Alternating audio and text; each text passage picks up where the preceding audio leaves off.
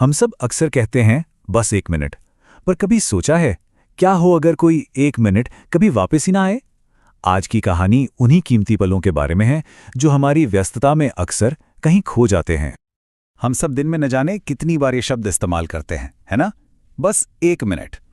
ये शब्द जितने आम हैं उतने ही खतरनाक भी हो सकते हैं।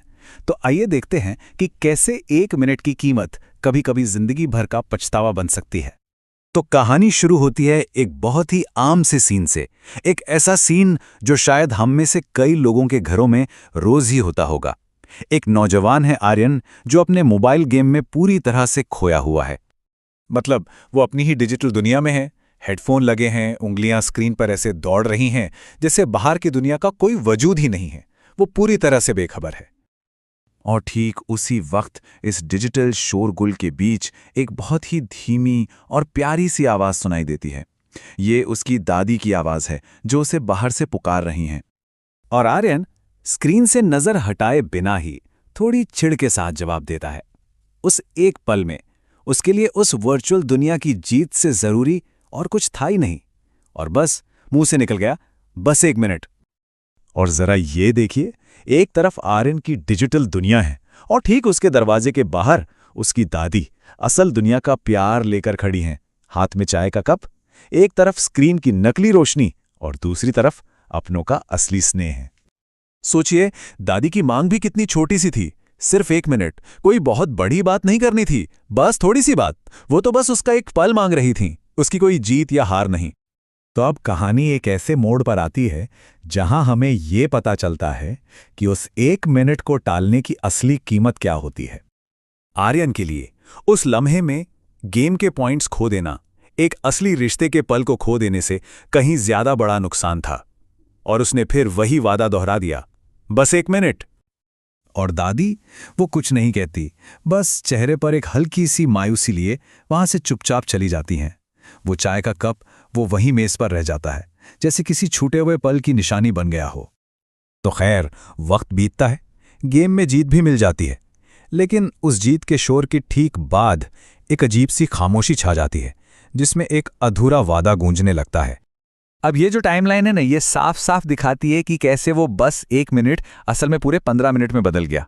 दादी का वो 1 मिनट इंतजार करता रहा और आर्यन अपनी डिजिटल दुनिया की लड़ाई में उलझा रहा। और फिर स्क्रीन पर विक्ट्री लिखा आता है। आर्यन की खुशी का तो कोई ठिकाना ही नहीं रहता। एक पल के लिए उसे ऐसा लगता है मानो उसने दुनिया जीत ली हो। लेकिन जैसे ही जीत का वो नशा थोड़ा कम होता है, उसे अपना वादा याद आता है। हो दादी, चेहरे पर अभी भी वही मुस्कान है। वो इस बात से पूरी तरह अनजान है कि उसके उन 15 मिनटों ने सब कुछ बदल दिया है। और वो तेजी से कमरे से बाहर भागता है। और बस यहीं से कहानी का पूरा माहौल बदल जाता है। आर्यन खुशी खुशी दादी के कमरे की तरफ जाता है, लेकिन वहां उसे कोई बातचीत नहीं, बल्कि एक गहरी, एक अजीब सी असहनीय खामोशी मिलती है।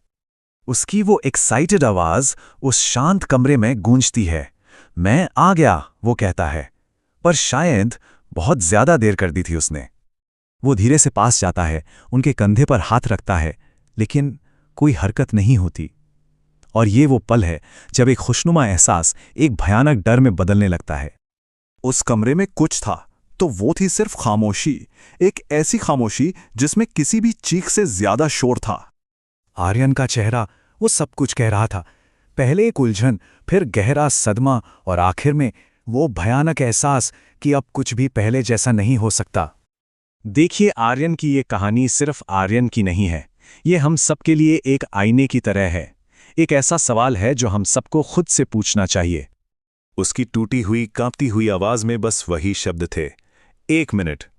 वो 1 मिनट जो उसने दिया नहीं, और वो 1 मिनट जो अब हमेशा के लिए उससे छिन चुका था। और आर्यन की कहानी का अंत यही होता है, एक ऐसे भारी पछतावे के साथ जिसका वजन शायद उसे अब पूरी जिंदगी उठाना पड़ेगा। तो ये कहानी हम सबके लिए एक सवाल छोड़ जाती है, क्या हमारी ये व्यस्तता, हमारी ये बिजीनेस वाकई इतनी जरूरी है कि हम उस 1 मिनट को भी टाल दें जो हमारे अपने हमसे मांग रहे हैं? शायद अगली बार बस 1 मिनट कहने से पहले हम सब एक पल के लिए रुककर जरूर सोचेंगे।